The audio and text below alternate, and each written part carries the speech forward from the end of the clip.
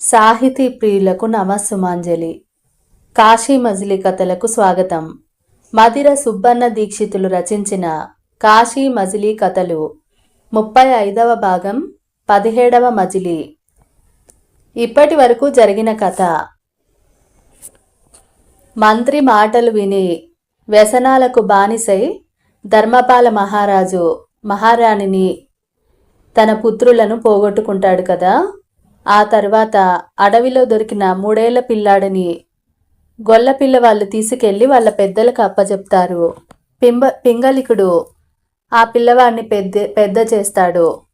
అతనే అదృష్టదీపుడు. అదృష్టదీపుడు సరదా రాజ్యం చేస్తూ తన ఖ్యాతిని ఈ భూమండలమంతా వ్యాపింపజేస్తాడు. అన్ని దేశాల రాజులు అతన్ని చూడాలనుకుంటారు. ఈ క్రమంలో అదృష్టదీపుడు తన తల్లిదండ్రులు వాళ్ళు కాదని తెలుసుకొని అసలు తల్లిదండ్రులను తెలుసుకోవడానికని తన మిత్రుడు బలభద్రుడితో కలిసి దేశాటనం చేస్తున్నాడు కదా. ఆ తర్వాత కాంతిమతిని చూసి మోహించడము, కాంతిమతి కూడా అతని పట్ల ఆకర్షితురాలై ఎవరికీ తెలియకుండా ఉద్యానవనంలో వాళ్ళిద్దరూ కొన్ని రోజులు మన్మథకేలిలో మునిగిపోవడము తెలిసిందే కదా. ఆ తరువాత రాజుకు ఈ విషయం తెలిసి అతన్ని పట్టుకోవాలని రాగా కాంతిమతి వెంటనే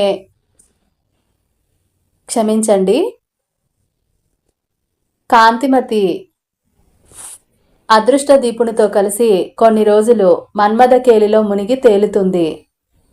ఆ తర్వాత కథ ఏం జరుగుతుందో చూద్దాం. అలా కొన్నాళ్ళు గడిచాక ఒకరోజు కాంతిమతి తండ్రి సభ తీర్చి ఆస్థానంలో కూర్చొని రాజకార్యాలు నిర్వర్తిస్తుండగా అతనికి ఒక ఉత్తరం వస్తుంది. ఆ ఉత్తరాన్ని విప్పి చదివాడు. అందులో, రాజా, నువ్వొట్టి గుడ్డివాడివి. నీ ఇంట్లో జరుగుతున్న అరాచకాన్ని నువ్వు గుర్తించలేకపోతున్నావు. నీ కూతురికి చాలా స్వేచ్ఛ ఇచ్చావు. ఆమె ఆ స్వేచ్ఛనంతటినీ దుర్వినియోగం చేసి ప్రతిరోజు ఉద్యానవనంలో ఒక మగాడితో కులుకుతూ ఉంది. యవనవతి అయిన ఆడపిల్లకి పెళ్లి చేయకుండా ఉంచడం నీదే తప్పు. ఆమె ఇప్పుడు గర్భవతి కూడా. నేను నీకు చాలా ఆప్తుణ్ణి గనక ఇంతగా రాస్తున్నాను.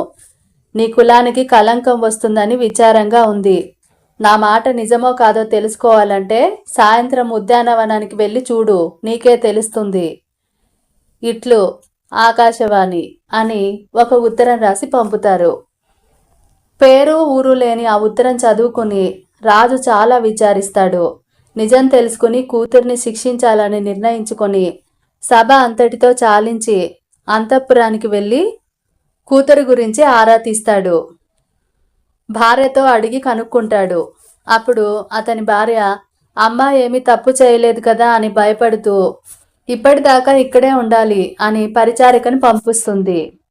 పరిచారిక వచ్చి, అమ్మాయి గారు పొద్దున్నే ఉద్యానవనానికి వెళ్ళారట, రాత్రి కానీ రారట అని పరిచారికలు చెప్పారని చెప్తుంది. ఆ మాటలు విని రాజు చాలా కోపంతో భార్యకైనా చెప్పకుండా కొంతమంది సైన్యాన్ని తీసుకుని ఉద్యానవనానికి వెళ్ళాడు. ద్వారం వద్ద చాలా మందిని కాపు పెట్టి కొత్తవాడెవడైనా వస్తే పోనివ్వకుండా పట్టుకోండని ఆదేశాలు జారీ చేసి తోటలో వెతుకుతూ కాంతిమతి ఉన్న మేడ దగ్గరికి వెళ్ళాడు. రాజుని దూరం నుంచే చూసిన చతురిక తమ గుట్టంతా వాళ్ళకి తెలిసిపోయిందని తడబడుతూ కామకేలిలో మునిగి తేలుతున్న వాళ్ళిద్దరికీ రాజుగారు వస్తున్నారనే కబురు తెలియజేసింది. ఆ మాటలకు అదృష్టదీపుడు అదిరిపడి కాంతిమతి వద్దంటున్నా వినకుండా మేడ కానుకొని ఉన్న ఒక చెట్టు మానని ఆధారంగా చేసుకుని నేల మీదకు దిగాడు. అప్పటికి చాలా చీకటి పడుతోంది. దట్టంగా ఉన్న అడవిలో అక్కడ దాక్కున్న వాళ్ళను కనిపెట్టడం అంత సులభతరం కాదు. రాజు మేడెక్కుతూ దారిలో ఉన్న చతురికను చూసి, ఏమే చతురిక, మీ అమ్మాయి గారు ఎక్కడా అని అడిగాడు. ఆమె అప్పుడు భయపడుతూ మేడ మీద ఉందని చెప్పింది. రాజు తిన్నగా మేడ మీదకు వెళ్ళాడు. కాంతిమతి శృంగారకేలిలో మునిగి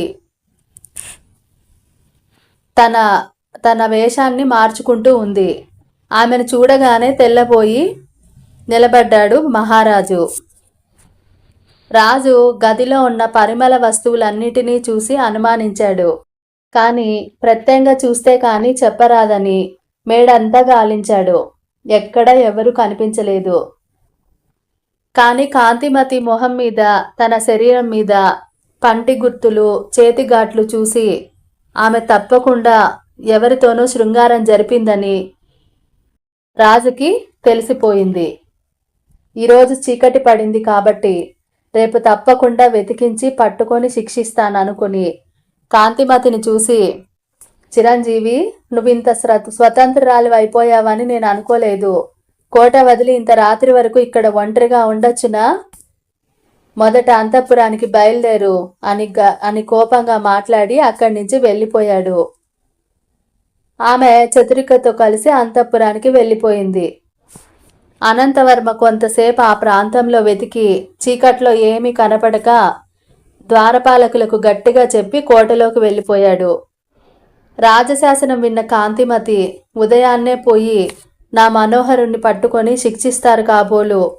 ఆ తోటకి మరో తోవ కూడా లేదు. అయ్యో, అతనికి ఏమైనా ప్రమాదం జరిగితే నేను బతకలేను.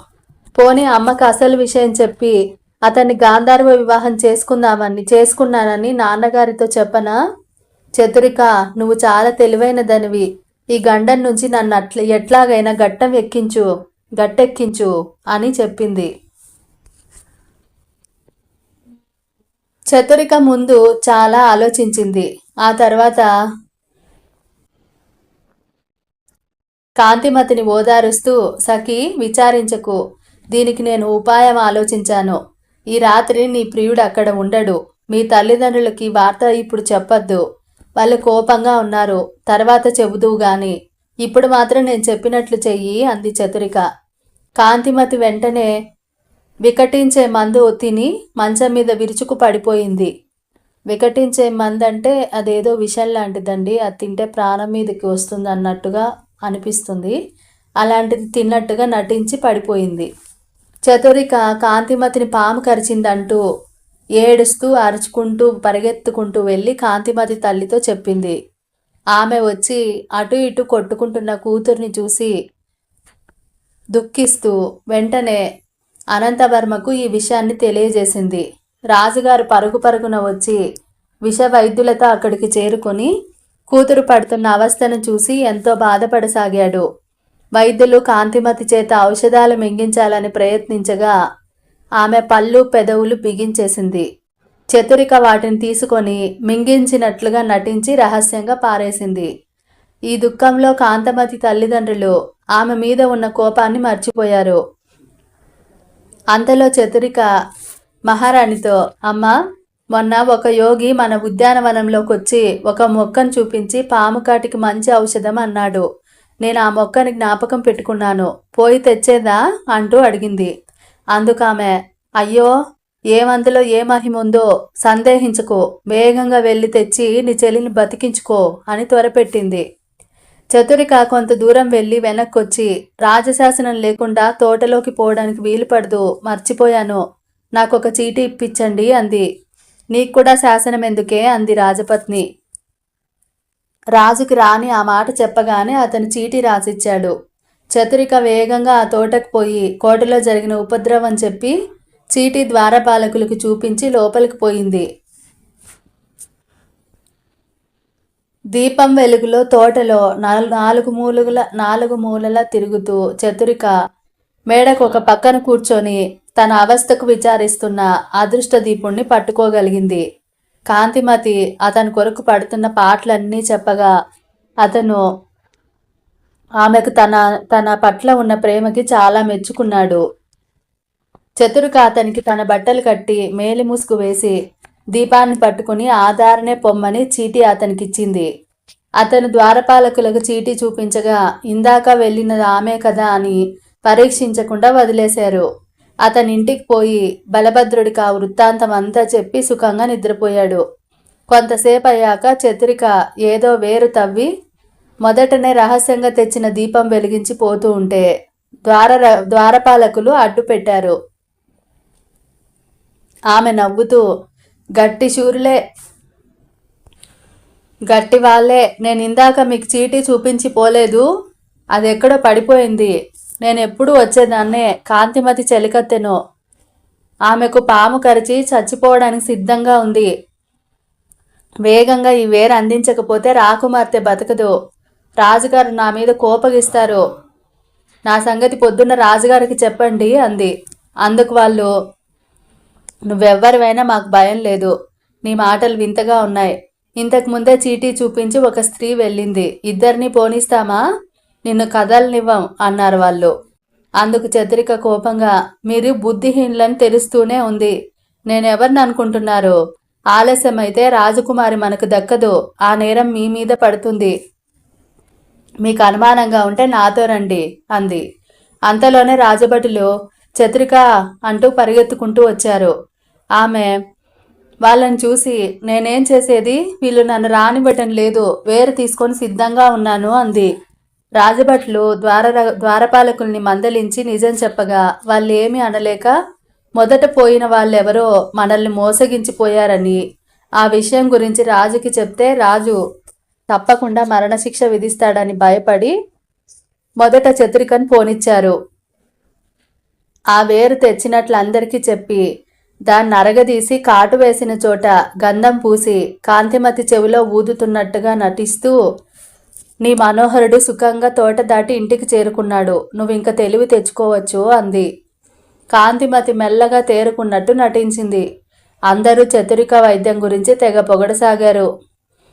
మాట్లాడకండి, ఆమెను నిద్రపోనివ్వండి, లేచేసరికి బాగా తేరుకుంటుంది అని అక్కడున్న అందరికీ చెప్పి పంపించేసింది. ఉదయాన్నే అనంతవర్మ తోటంతా వెతికించినా ఎవ్వరూ కనిపించకపోవడంతో తన శత్రువులెవరో ఆ ఉత్తరం రాసుంటారని భావించాడు. ద్వారపాలకులు రాత్రి జరిగిన మోసం చెబితే రాజు తమని శిక్షిస్తాడన్న భయంతో ఎవ్వరూ నోరు మెదపలేదు. రాజు కూతురు మీద కోపమంతా పోగొట్టుకుని ప్రేమగా చూసుకోసాగాడు. ఇల్లు చేరిన అదృష్టదీపుడు ప్రపంచం అంతా కామం చేత ఆడించబడుతోంది కాబోలు. జగత్తంతా ప్రసిద్ధి చెందిన నేను కేవలం ఒక ఆడదాని పట్ల కామం వల్ల ఈ చిక్కుల్లో చిక్కుకున్నాను. చతురిక దాటించబట్టి గాని లేకపోతే జైలు పాలవుదును. దేవుడు నా పట్ల ఉన్నాడు. గండం గట్టెక్కింది. కాంతిమతి రాత్రి నా కోసం పడిన కష్టం తలుచుకుంటే ఆమెను విడిచి వెళ్ళడం కష్టంగా తోస్తుంది. కానీ మరికొన్ని దేశాలు తిరిగి రావాలి. ఇప్పటికిక్కడి నుంచి వెళ్ళిపోవడం మంచిదే అని మనసులో అనుకుంటూ, కాంతిమతి, రాత్రి నువ్వు నా కోసం పడిన ప్రయాసకు ఎంతో బాధేసింది. నీకు చాలా కృతజ్ఞతలు. ఇదివరకే మనకు గాంధర్వ వివాహం అయ్యింది. నేను నిన్ను తప్పకుండా నా మహారాణిగా స్వీకరిస్తాను. నా వివరాలు చెప్పకపోవడానికి కారణం ఉంది. ఇప్పుడు నా పేరు మాత్రం చెబుతాను. కొన్నాళ్ళ దేశాటనం చేసి మళ్ళీ వస్తాను. నువ్వేమీ చింతించకు. నీ చిత్రపటాన్ని చూసుకుంటూ దాన్నే నిన్నుగా భావించుకుంటాను. త్వరలోనే తప్పకుండా నిన్ను కలుసుకుంటాను. ఇట్లు అదృష్టదీప మహారాజు అని ఉత్తరం రాసి బలభద్రుడికిచ్చి, నేను మన సంకేత స్థలం అంటే మనం ఎప్పుడు కలుసుకునే చోటికి పోతున్నాను. ఈ ఉత్తరం చతురికకిచ్చి ఆమె చదివేలోగానే నువ్వు తప్పించుకొని వచ్చేసేయి అని వెళ్ళిపోయాడు. బలభద్రుడు అలాగే ఉత్తరాన్ని చతురిక చేతిలో పెట్టి పారిపోయాడు. చతురిక ఆ ఉత్తరాన్ని కాంతిమతికిచ్చింది. చతురిక, అతను మనం గొప్పగా చెప్పుకునే అదృష్టదీపుడే అంది. ఆశ్చర్యము ఆనందము పట్టలేని కాంతిమతి. అవునవును, నువ్వు మొదటి నుంచే అలాంటి వాడినే కదా భర్తగా కోరుకుంటున్నావు. సౌందర్యము గుణము అతని సొత్తు. నీ అదృష్టం గొప్పది. శకుంతలలా మంచి మగన్ని సంపాదించుకున్నావు. ఈ విషయం నీ తండ్రి వింటే చాలా సంతోషిస్తాడు. ఇక మనం నిర్భయంగా చెప్పొచ్చు అని చెప్పింది. అప్పుడు చతురిక నవ్వుతూ, మనం చెప్పక్కర్లేదు, నీ గర్భమే చెబుతుంది అని అంది. ఈ వియోగాన్ని ఎలా భరించగలను? అతను నిజంగా తిరిగి వస్తాడంటావా అంటూ అనుమానంతో అడిగింది. అతను తిరిగి వచ్చి నిన్ను ఆదరిస్తాడని ఈ ఉత్తరమే చెబుతుంది. అతను రహస్యంగా ఉండడానికి ఏదో కారణం ఉండుంటుంది అంది చతురిక. తర్వాత ఈ వార్త కాంతిమతి తల్లికి చెప్పగా ఆమె చాలా సంతోషించింది. ఏకాంతంలో మాటల సందర్భంలో అదృష్టదీపుడు ప్రస్తావన తీసుకొని రాగా అప్పుడు ఆయనే మీ కల్లుడు అని చెప్పి రాజుతో చెప్తుంది. అదేలా అని రాజు అడిగేసరికి రాణి జరిగిందంతా చెప్పింది. అదృష్టదీపుడు అంతటి వాడు తనకు అల్లుడైనందుకు చాలా సంతోషించాడు అనంతవర్మ. గాంధర్వ వివాహం గాంధర్వ వివాహం క్షత్రియులకు పరిపాటేనని శాస్త్రవేత్తలు చెప్పడంతో మరింత ఆనందించి గర్భవతైన కాంతిమతిని కంటికి రెప్పలా చూసుకుంటూ అదృష్టదీపుణ్ణి వెతకటానికి 4 మూలలకి గూఢచారుల్ని పంపాడు. బలభద్రుడితో కలిసి నడుస్తున్న అదృష్టదీపుడు కాంతిమతితో జరిగిన మధుర ఘట్టాల గురించి చెబుతూ ఆమె వియోగానికి పరితపిస్తుంటే బలభద్రుడు అతన్ని ఓదార్చసాగాడు. 10 రోజులు నడిచాక వాళ్లకొక పట్టణం కనిపించింది. ఆ పట్టణం పేరు పుష్పగిరి. దానికి రాజు రాజవాహనుడు. అదృష్టదీపుడు ఆ పట్టణంలో తన పేరిటే ఉన్న సత్రంలోనే బస చేశారు. అక్కడ కూడా తన పేరు బాగా ఖ్యాతి చెందడం అతను గమనించాడు. ఒకరోజు సత్రం అరుగు మీద కూర్చొనుండగా ఒక బ్రాహ్మణుడు అతని ముఖాన్ని పరిశీలనగా చూడటం గమనించాడు. అయ్యా, మీదే దేశం? ఇక్కడికి ఎప్పుడొచ్చారు? నన్నెందుకంత పరీక్షగా చూస్తున్నారు అని అడిగాడు అదృష్టదీపుడు. దానికి ఆ బ్రాహ్మణుడు, ఆర్య, మేము మాలవదేశ రాజధాని అయిన కోశాంబి పట్టణంలో నివసించే వాళ్ళము. నేను ఆ దేశ ప్రభువైన ధర్మపాలునికి పురోహితుణ్ణి. నా పేరు విష్ణుశర్మ. కొన్ని సంవత్సరాల కిందట మా రాజు శత్రువులచే ఓడించబడి కారాగారంలో పెట్టబడ్డాడు. నేను మంచి పండితుణ్ణి. నాది పెద్ద కుటుంబం. ఆ కొత్త రాజు చాలా దుర్మార్గుడు. ధర్మపాలుడితో గల విరోధం కొద్దీ అతను అంతకుముందు నాకిచ్చిన డబ్బులు, వస్తువులు, బంగారము అన్నీ కొల్లగట్టడమే కాకుండా నన్ను ఆ ఊరు నుంచి వెళ్ళగొట్టాడు. అక్కడ నన్ను రక్షించే వారెవరూ లేక నేను ఇలా దేశాటనం చేస్తున్నాను. కుటుంబాన్ని పోషించడానికి ఎక్కడికైనా పోయి గడవడం కష్టంగా ఉంది. అదృష్టదీప మహారాజు గారి కీర్తి విని ఆయన దర్శనం చేసుకుంటే నా దరిద్రం పోతుందన్న ఆశతో ఈ ఊరొచ్చి సత్రంలో దిగాను. ఎన్ని రోజులున్నా భోజనానికి లోటు లేదు. పొమ్మనరట. అదృష్టదీప మహారాజు తీర్థయాత్రకు వెళ్లారట. ఏ తీర్థంలో ఉన్నారో తెలీదు. ప్రతి తీర్థంలోనూ బ్రాహ్మణులు ఆయన కోసం ఎదురు చూస్తున్నారు. ఆయన్ని దర్శించుకుంటే దరిద్రం పోయి కుబేరులవుతారట. ఆ పుణ్యాత్ముని దర్శనం కాకపోతుందా అని ఆశతో ఉన్నాను. మీ ముఖం చూస్తుంటే మా ధర్మపాల మహారాజు పోలికలు కనపడుతున్నాయని అలా పట్టి పట్టి చూశాను అని చెప్పాడు.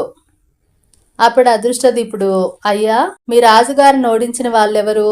ధర్మపాలుడికి భార్య బిడ్డలున్నారా? వాళ్ళేమయ్యారు అంటూ ప్రశ్నించాడు. దానికి ఆ బ్రాహ్మణుడు, ఆర్య, మా పట్టణాన్ని ముట్టడించిన వాడు చోళదేశపు రాజు.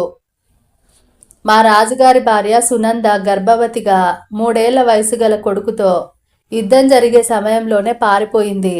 అప్పటి నుండి వాళ్ళ జాడ తెలీదు. ఇదంతా పెద్ద మంత్రైన విహారభద్రుడి వలన వచ్చింది అని బ్రాహ్మణుడు చెబుతుంటే ఆ బ్రాహ్మణుడు చెప్పిన పేర్లన్నీ ఒక కాగితంలో రాసుకున్నాడు అదృష్టదీపుడు. అంతలో అంగడికి పోయిన బలభద్రుడు తిరిగి వచ్చి, మిత్రమా, ఇప్పుడే నేను ఒక విశేషం చూశాను. ఒక చక్కని అందంగా ఉండే ఒక అతన్ని బండి మీదకెక్కించి ఊరేగిస్తున్నారు. అతన్ని చూసి నువ్వే అనుకొని దగ్గరకు వెళ్ళబోయాను. కానీ అక్కడ రాజభటులు కత్తులు పట్టుకొని రాజకింకురులా ఉన్నారు. వాళ్ళతో మాట్లాడటానికి వీలు చిక్కలేదు అన్నాడు. అదృష్టదీపుడు ఆశ్చర్యపోతూ, ఏంటి, అచ్చంగా నాలాగా ఉన్న అతనా? అతనికి ఏమైంది? ఆ రాజభటులు అతడు ఏ అపరాధం చేశాడని తీసుకెళ్తున్నారు అని అడిగాడు. అప్పుడు అక్కడ కనిపించిన వాళ్ళని కొందరిని అడిగారు. ప్రియంవద కథ. అతను ఒక బ్రాహ్మణ కుమారుడు. అతని పేరు హరిదత్తుడు. అతను ఆ పట్నం రాజుగారి కూతురు ప్రియంవద అడిగిన ప్రశ్నలకు జవాబులు చెబుతానని ఒప్పుకొని ఆమె అంతఃపురంలో ప్రవేశించాడు.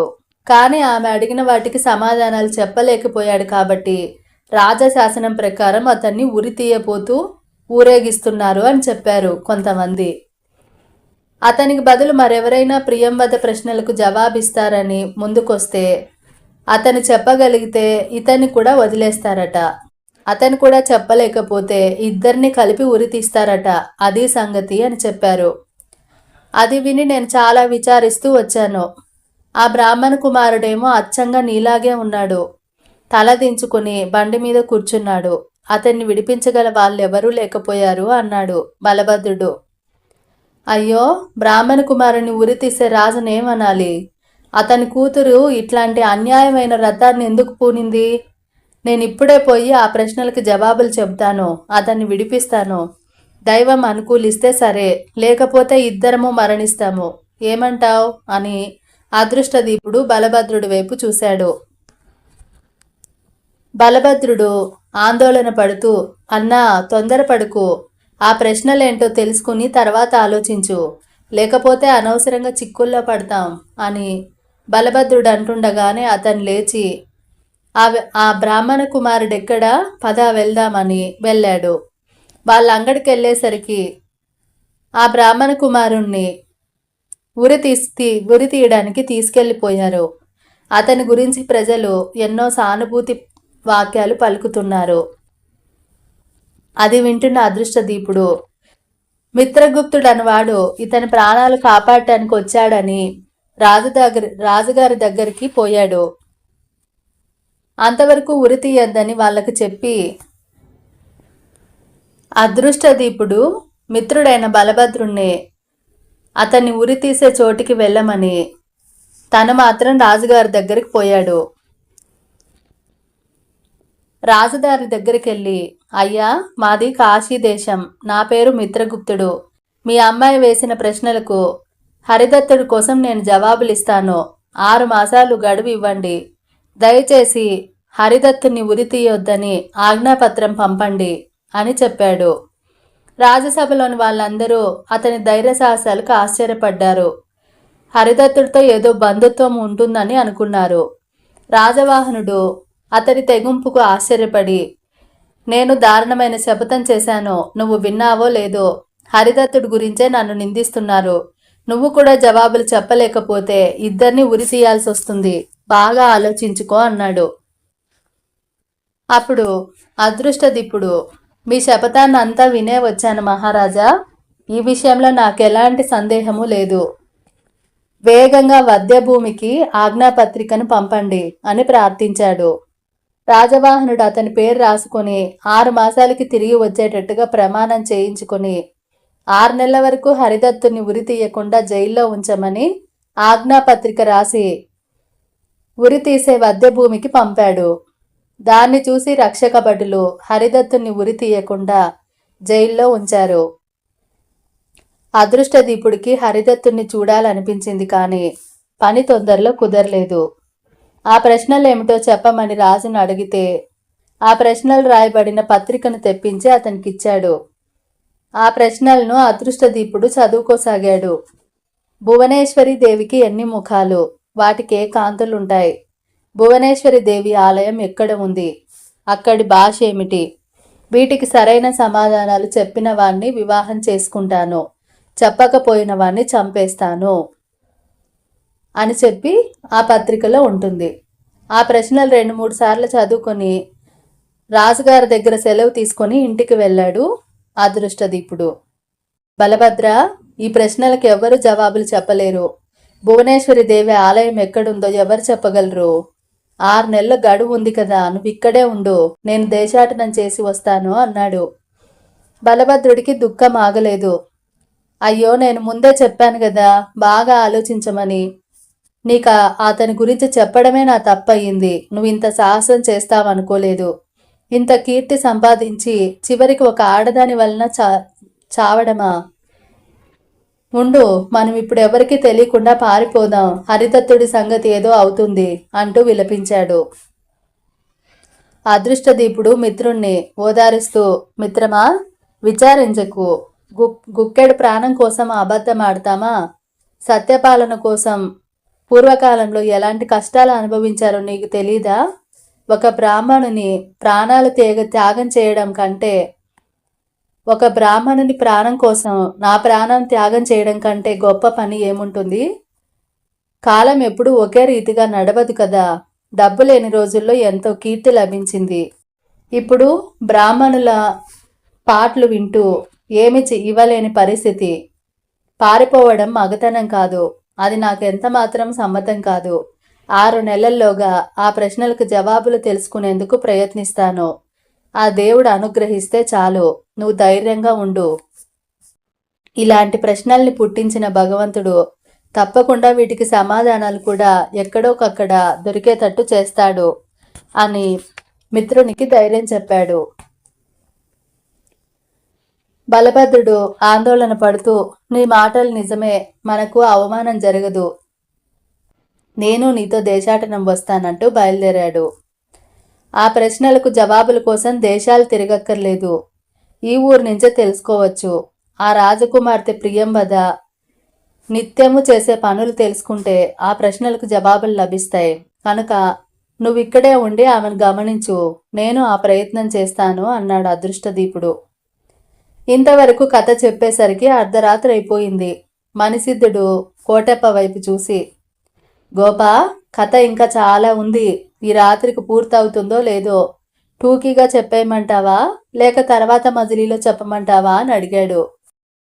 అప్పుడు గోపాలుడు లేచి, కథ వివరంగానే చెప్పాలి గురువుగారు, మీకు నిద్ర వస్తుంటే రేపు చెబుదురు గాని, అంతే తప్ప ఇలా కట్టే కొట్టే తెచ్చే అన్నట్టు చెబితే కథ ఏమీ బాగుండదు అన్నాడు గోపాలుడు. సరే అని ఇద్దరు భోజనాలు అయ్యాక గోపాలుడు పాదాలొత్తుతుంటే మణిసిద్ధుడు హాయిగా నిద్రపోయాడు. తెల్లవారాక వాళ్ళు మళ్ళీ ప్రయాణం కట్టి తర్వాత మజిలీ చేరుకున్నారు. కథ ఇక్కడితో ఆపుతున్నానండి. తర్వాయి భాగం నెక్స్ట్ ఎపిసోడ్లో తెలుసుకుందాం. మీకు గనక కథ నచ్చినట్టయితే తప్పకుండా లైక్ చేయండి, షేర్ చేయండి, సబ్స్క్రైబ్ చేసుకోండి. మరి అంతవరకు సెలవు తీసుకుంటూ మీ కల్పన బండారు.